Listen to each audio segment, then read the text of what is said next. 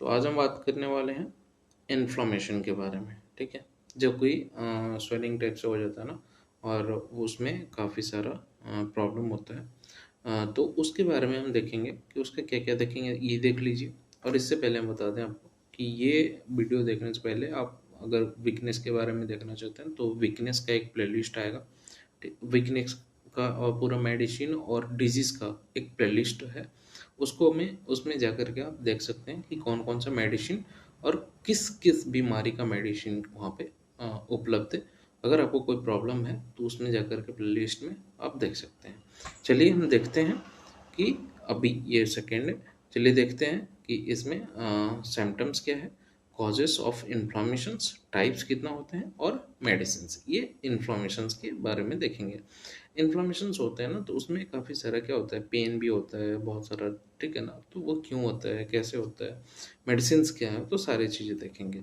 Inflammation सबसे पहले देखते हैं कि होता क्या है। इन्फ्लामेशन ऐसा प्रक्रिया है जब कोई उप उपराजक तत्व शरीर के अंदर, ठीक है, आते हैं तो हमारे शरीर उसके विपरीत इम्यूनिटी बनाता है और उसको खत्म कर देता है, ठीक है।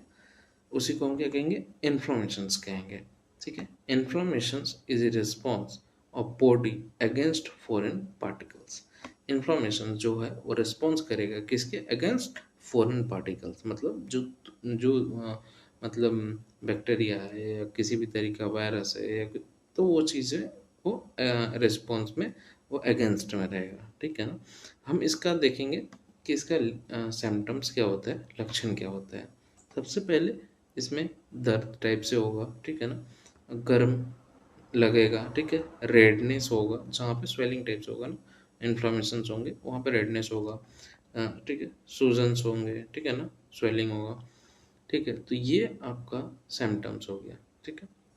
लक्षण ये आपके नज़र आएंगे कि दर्द हो रहा है, ठीक है ना, गर्म टाइप से लग रहा है जहाँ पे सूजन्स हुए हैं या रेडनेस हो गया है ना, तो ये आपको सिम्टम्स होंगे। अब कॉजेज़ क्या क्या कारण हो सकता है वो देखते हैं। कॉजेज़ जो है वो कारण फिजिकल, फिजिकल में, ठीक है, अगर बर्न हुआ है, जला हुआ है, ट्रॉमा हुआ है, फिर रेडिएशंस के कारण, ये क्या क्या है ये सब देखेंगे, ठीक है। ये आपका कॉजेज़ हो गया, ठीक है।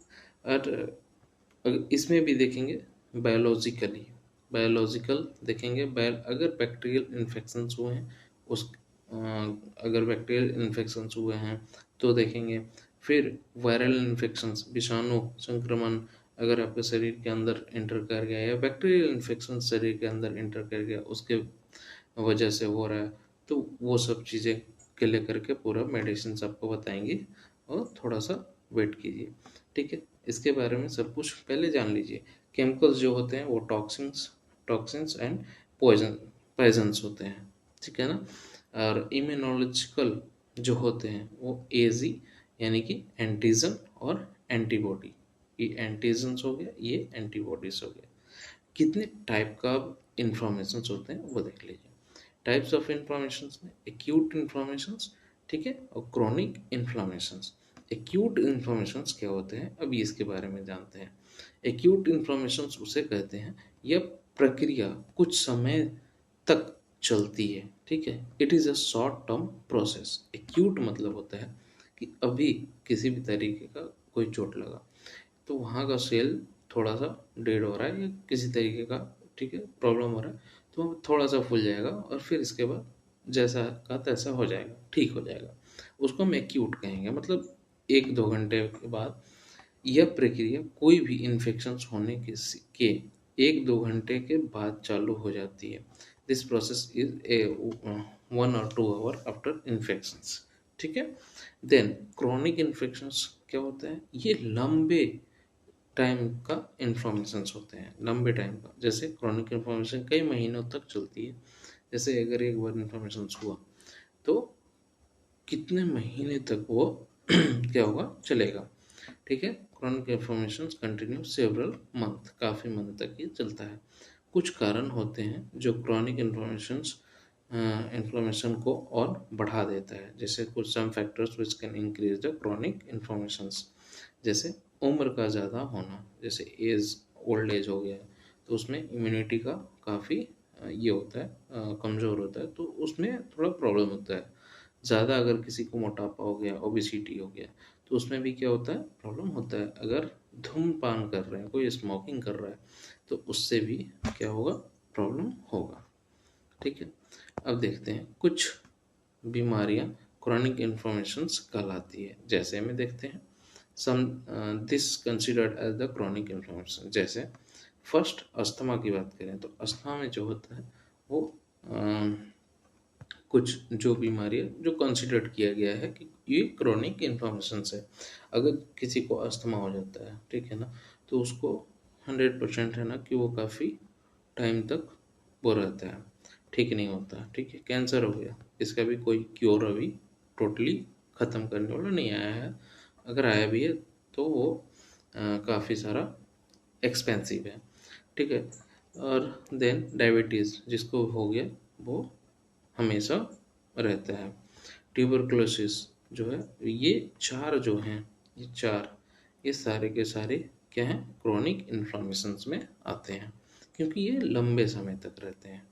ठीक है, काफ़ी मेडिसिन्स खाने पड़ते हैं। अब देखते हैं कि ये मेडिसिन्स मेडिसिन्स देखते हैं फर्स्ट, ये मेडिसिन किस में काम करेंगे, इन्फ्लामेशंस में। ठीक है ना, चलिए फ्लूरवेल, ये जो है आपका ब्रांड नेम है, ये आप सर्च कीजिएगा नेट पे।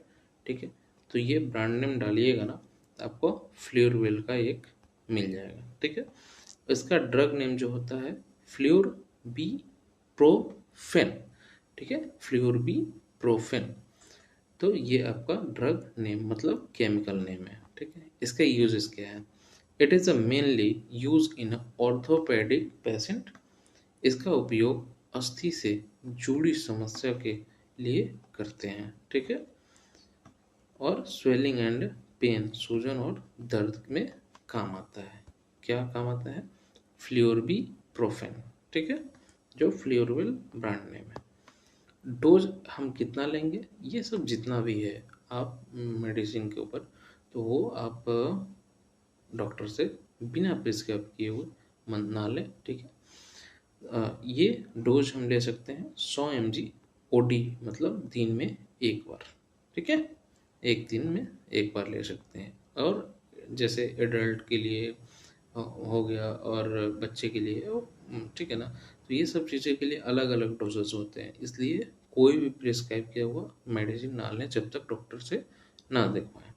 अब आगे देखिए, सेकेंड जो होता है फ्लूर, ये आपका ब्रांड नेम है।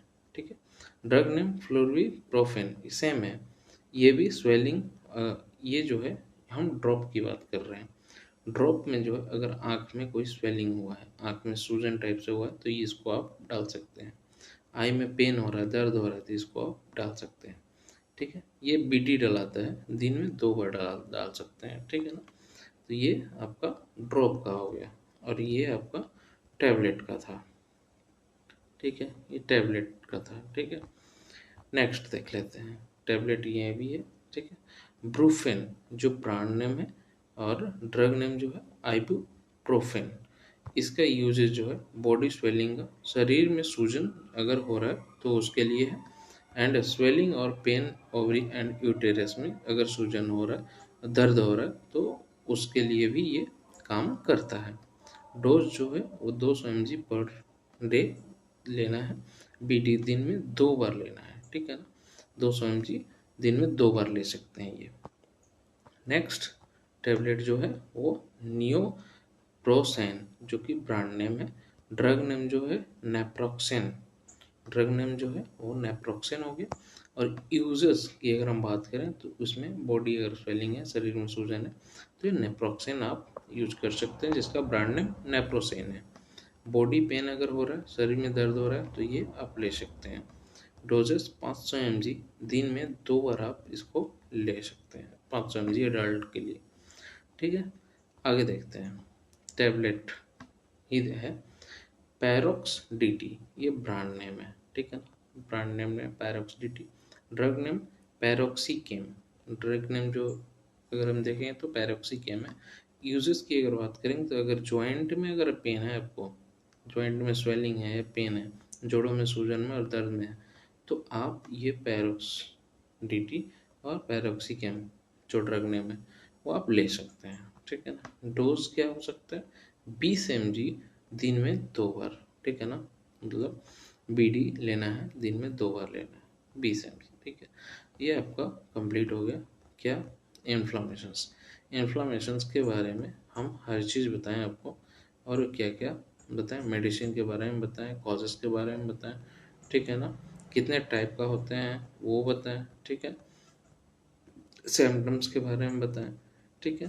तो ये आपका इन्फ्लामेशंस कंप्लीट हो गए, ठीक है। अगर आपको कोई भी मेडिसिन के बारे में या डिजीज़ के बारे में, ठीक है, कोई भी इंफॉर्मेशन लेना हो तो just a type in comment, ठीक है, कमेंट में टाइप कीजिएगा, हम उसके बारे में आपको टोटल इन्फॉर्मेशन देंगे, ठीक है। तब तक के लिए मैं नेक्स्ट वीडियो मिलते हैं दूसरे डिजीज़ के साथ और मेडिसिन।